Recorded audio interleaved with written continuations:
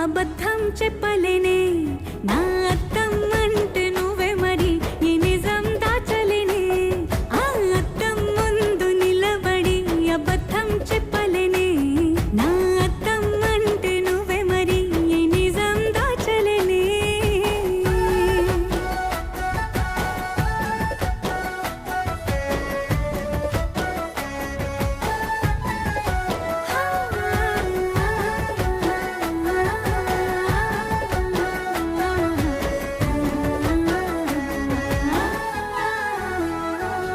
నీకు నచ్చిన సంగీతం ఏంటి? నీ చెప్పుల సవ్వడి.